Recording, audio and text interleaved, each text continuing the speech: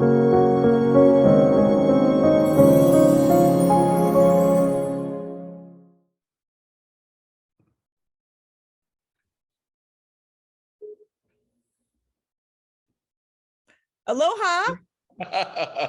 Howdy and aloha. That's right. This is us coming to you. Ask Chris and Kelly. You can find us online as well on our YouTube, our Facebook, our Instagram, and our TikTok at Ask Chris and Kelly. Coming to you today with a little bit of information that we hope you find helpful. Today we're talking about crystals, and actually particularly like how to set up a crystal grid on your home. It's all about protection, as we know. What are the three things, Kelly, that we need to be successful in any energy work? What are they? We need to ground. We need to cut cords. Yes. And we need to shield. Yes. So this is your home shield, essentially, not the one that goes around you, but the one that goes around everything you own and where you live. So Kelly has some stones. Actually, she just visited me and we went to a wonderful crystal shop together and we picked up some stones to set up our grid. And we're just going to go through. She's never set up a grid, so this is kind of informative for her, and she's gonna do it tomorrow. But we're gonna go through the stones and tell everybody else exactly how we do it. So awesome. So here we go. All right, Kel, what we have here, right here. All right, so I'm going to start with just the main stone here that's part of the grid, right? This is going to be your quartz crystal. So crystal quartz, sulfur quartz, going to work for you. What we want to do with these is use them essentially as a cornerstone. So these stones are your battery. They're your battery for everything else that's within it. It amplifies. It can also emulate any other stone as well. But these are just going to be your power source for this particular use. And we're going to use those around essentially the four corners. We'll show you, but we're going to go through the stones first. The selenite, which is the next one up that you see, Kelly, would you like to show them that? Selenite is going to be used as an amplifier for your batteries, right? So what selenite does is it's very clearing, it's very amplifying, it'll clean your crystals. So by programming it into this shield that you're putting around your home, you're actually cleaning it all the time, you're re-empowering it all the time, recharging it all the time. So imagine just this cyclic thing rotating and happening at all times. The next thing that we're going to look at is going to be the citrine, Kelly. That's your top one there above the selenite. Yeah. And that's really associated with positivity, optimism. It's the cheerful stone. And actually this one is wonderful because it's really assists with manifesting abundance in cha-ching money. So which is great because we have the new moon coming up. Right on. And then let's go to your Kelly makes fun of me because I've struggled with this one the whole night. Lepidolite. Yes, there we go. So essentially, like, the cool fact about this stone particular is that it actually contains a lot of lithium in it. So it's the calming stone. It's the stone for anxiety, depression, things like that. And was actually like even used in ancient Greece times as a use of calming and soothing. So we're going to use it exactly for that. Now, some of these stones aren't necessarily part of what's in my grid or what might be in your grid. The sacred things that you need in there are very simple. Your four right there, that is your quartz and your selenite. That's the base of anything. Other than that, it's pick and choose what do you want to incorporate. So the next thing that we have, let's go to, so that's the gold stone. So the gold stone is actually a man-made stone, and the gold stone is essentially like a glass and copper, essentially. It builds energy. empowers you. It's all about courage. It's all about positive attitude. It increases drive, confidence, and it's just overall a greatly like uplifting stone. And also it's very grounding as well. Like that's to me is like one of the greatest pocket stones because it's especially for speakers for Ooh, sure. good to know. So utilize it. The way that the reason I love that we chose this for you for your shield is because it is all about confidence and balance and positive communication. So really great one to have. So then I think we have it's the orange calcite right there. Sorry. And essentially what we're going to do with that is use that one as kind of it's a cleansing stone. It's great for the lower chakras and clearing those. It really clears your energy centers.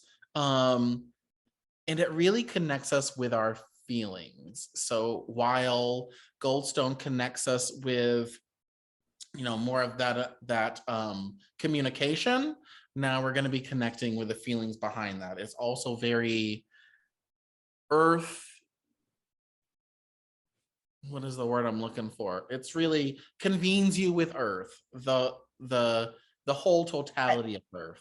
Tangible energy, right? That earthbound energy. Correct. Tangible earthbound energy. Thank you for Stephanie. What am I trying to say?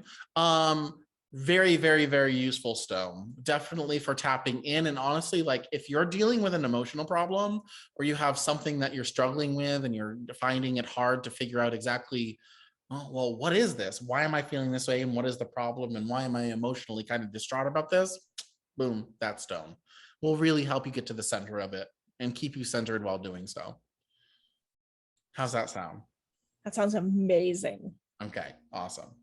So, okay, the paper here represents a house, right? So you have four corners typically on a house. Listen, I don't care if it's a triangle house or a circle house. Anyway, I want you within your idea, place the house inside of this rectangle here.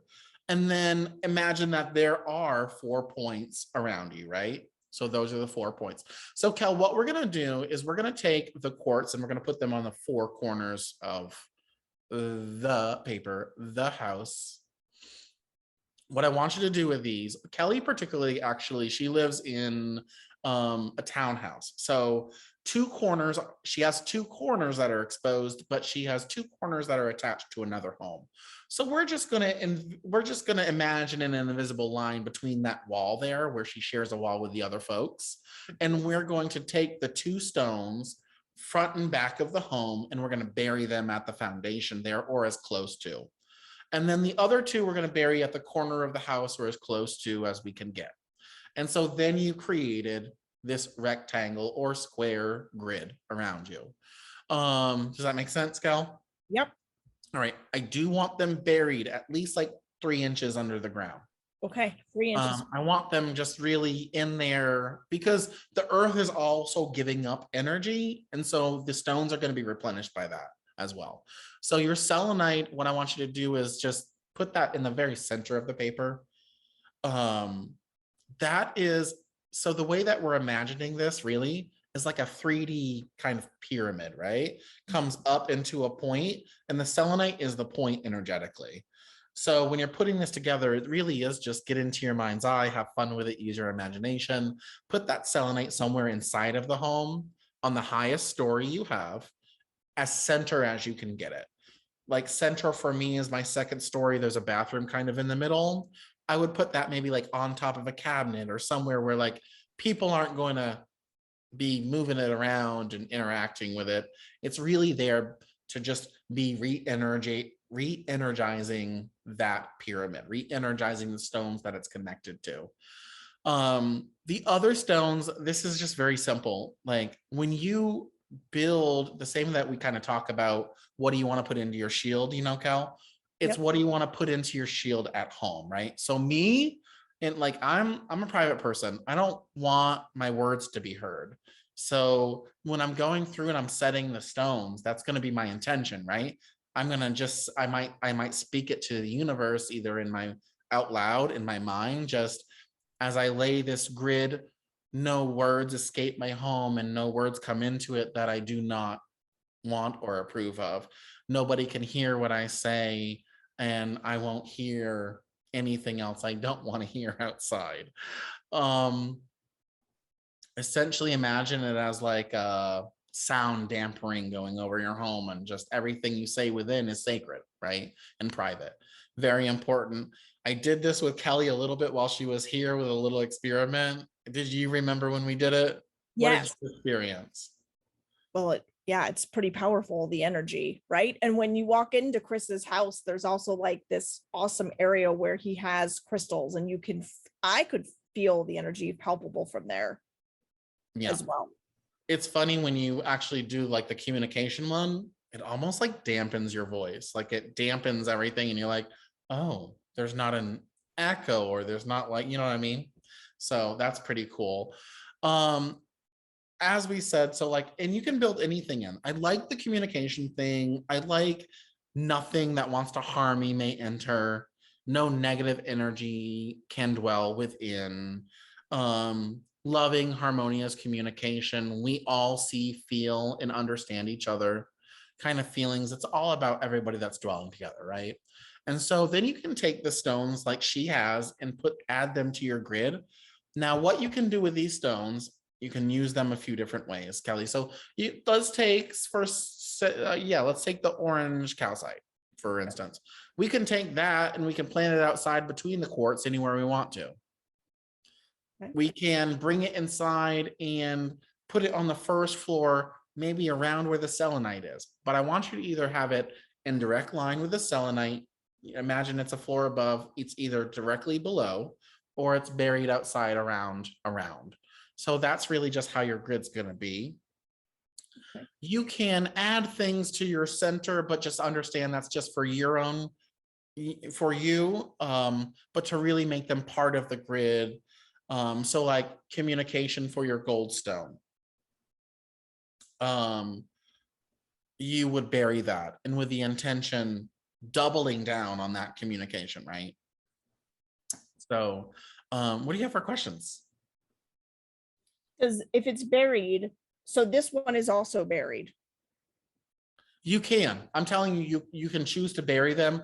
In my opinion, burying them really amplifies the use for them, because the ground is amplifying them. They then become a part of everything. If they're in your home, they're going to have an effect, but I don't think, in my opinion, for me personally, I don't think it's as great of a, Okay. it's not as strong. Does that make sense? So what do you do if you're a person that, I mean, I've seen your place. So where would you have buried yours? Because you don't really I'm in have, an apartment, right? right. So anybody that looks like that. So typically within an apartment, like especially people that live like higher up, you live Right. second, third, fourth floors.